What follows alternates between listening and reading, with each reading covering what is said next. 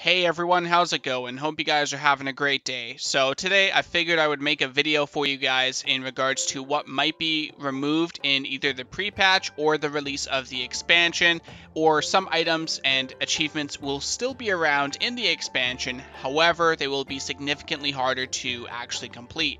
So as a achievement collector, I was looking over in the last few months what I should be doing, whether that's the removal of Strand of the Ancients, or the removal of First Aid, or the PvP seasons as always, or ahead of the curve. So there's a lot of different stuff that we have either being removed in the pre-patch, which is usually about a month before the expansion, or it's being removed in the expansion, which is August 14 or August 13 if you're in the US, and basically even some things that will be around in the next expansion. A lot of players have either covered it already or just simply won't be doing it because there's current content at that time.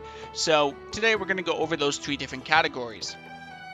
So the first thing we have is the Brawlers Guild. Just like every other expansion, the Brawlers Guild will completely refresh itself in the new expansion. So you have until the end of Legion. I don't know if that's pre-patch or the expansion's release. It's probably pre-patch because that's when class changes come in, and things like Mage Tower or Challenge modes or Brawlers Guild usually change with those big class redesigns for each expansion. So before the pre-patch, you want to make sure you get your Brawlers Guild done because that will be resetting in BFA. The next thing is Proving Grounds. Same thing, because there are major class changes in that pre-patch, everything gets basically reset. So Proving Grounds is another thing you may want to consider as well. The next thing is Mage Tower challenges. Now this one is not being removed until the pre-patch, I believe. One thing that's very important to know is that Blizzard did say that they will be keeping everything open 100% at all times at some point. So currently the Mage Tower isn't always active, so you have to panic and get it active so you can take your attempts on every single Mage Tower challenge. If you're crazy, I only play monks, so I'm not too worried about getting every artifact skin and every Mage Tower challenge in the game.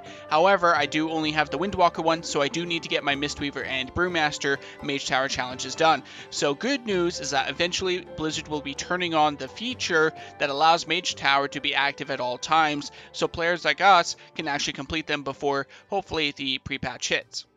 Next we have Field Medic. With First Aid being removed and some of its materials being added to tailoring, this takes away some of the particular achievements, one of them being Field Medic. So you have to do a lot of these First Aid related dailies around each zone, and these items drop mostly off humanoids. Now, the big reason why you not only want to do this before it gets removed in pre-patch, but also a lot of people are doing it right now. So if you get into a group of 5, you'll be able to farm it more efficiently in particular farming areas. Now, if you want to know how to farm Field Medic as quick as possible, as efficient as possible, I recommend checking out my Field Medic guide. I'll leave it somewhere in the description below. That way you can do that as quick as possible. It does take some time.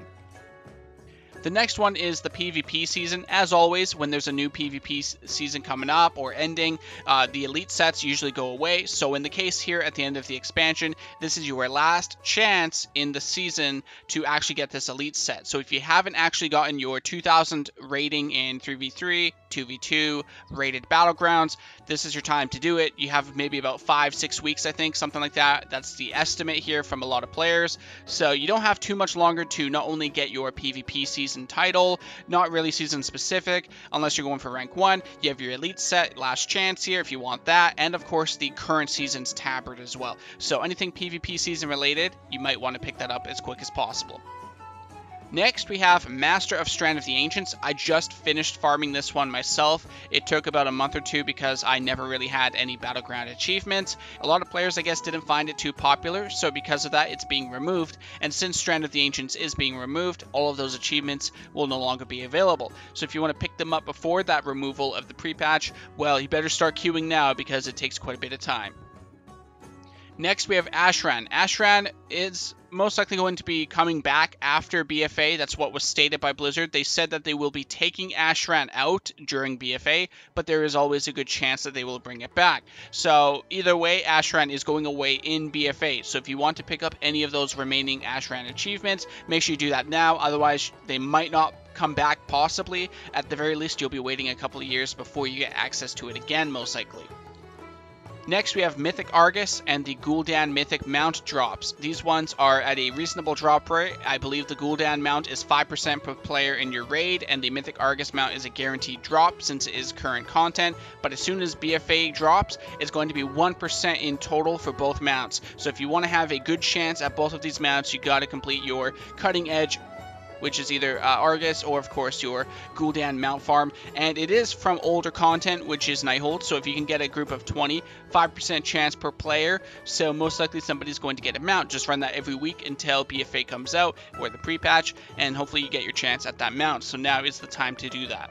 Speaking of rating, we have Ahead of the Curve. So for Argus, if you haven't done Heroic or Mythic yet, make sure you get that Ahead of the Curve achievement if you care about that. I got mine many months ago, so I'm not worried at all in regards to that achievement. Very easy to get, just go into LFG. Heroic isn't too difficult.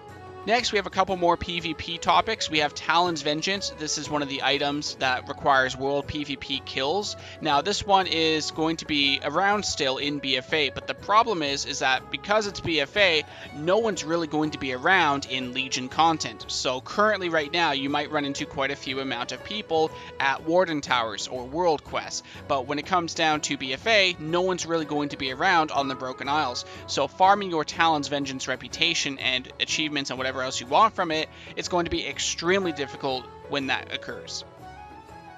Next, we have the Underbelly Rat Stallion and the Underbelly in general. This is the same example as the Talon's Vengeance. A lot of players will no longer be around in the sewers, so farming your Underbelly currency is going to be much more difficult because of that. But currently right now, a lot of people are in the sewers still as Legion is current content. So if you want to get these particular PvP farms over and done with, now is the time to do that, because again, in the expansion, no one's really going to be around in those areas, making it significantly harder to farm it.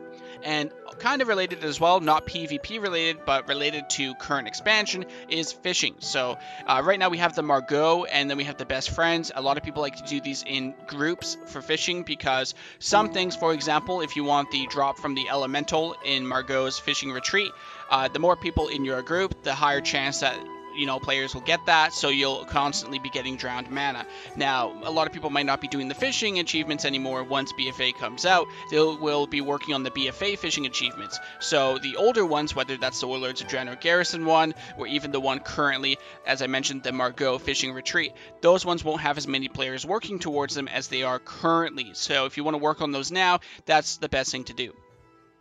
Next, we have Order Hall missions. Order Hall missions give you quite a lot of gold and quite a lot of resources, especially the gold part is what I want to emphasize on here, because I have a feeling they're going to do what they usually do, which is from Warlords of Draenor, where they took away all of the gold rewarding missions. So when you go into the garrisons for Warlords, there are no more ways to make gold in regards to missions specifically. So if you want to make gold off your missions, just passively without really having to do anything, start progressing on your Order Hall table with your followers, get them to a decent item level. You can do that very easily nowadays. There are catch-up mechanics, especially on the Broken Shore. You can raise them to 880 instantly and just go from there. So it's really easy to catch them up. Just devote a couple of weeks to a month to basically doing that. We have a couple months left. You can make some gold decently still from there. So again, Order Hall missions, a lot of the gold missions give you quite a bit similar to garrisons in last expansion.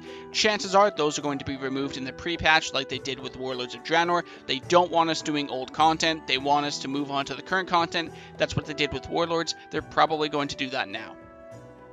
Next, we have current expansion materials. Now, surprisingly, the expansion materials were pretty decent actually in terms of making gold throughout the entire expansion. Usually they drop pretty quickly once you see a Blood of Sargeras vendor or the Primal Sargeras vendor as well. So these vendors came in and yeah, they did reduce the price of the materials, but not nearly as bad as previous expansions if I remember correctly. Point being is that the current expansion materials, you want to get rid of them as quick as possible before even maybe pre-patch hits, because a lot of players will no longer be raiding or taking the game up to that top content with the enchants and engineering and stuff. And more importantly, of course, we have the professions in the next expansion, so people will be focusing on that stuff. So get rid of your current expansion materials as quick as possible while you can still make gold on them now, because a lot of people have this similar mentality where they start auctioning it all off near the end of the expansion. This will drive the prices down, so you want to do it before everyone starts doing it themselves. That way you can get more value out of it.